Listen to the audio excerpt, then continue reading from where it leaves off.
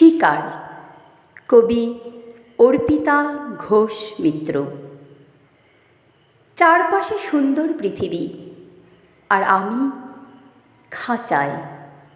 চারপাশে সুন্দর চিন্তা আর আমি বোবা।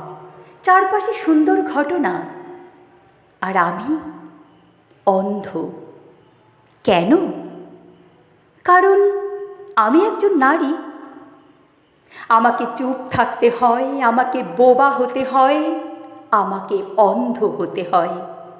না হলে আমি হই ধর্ষিত, সহিংসতার শিকার, অমানবিক আচরণের শিকার।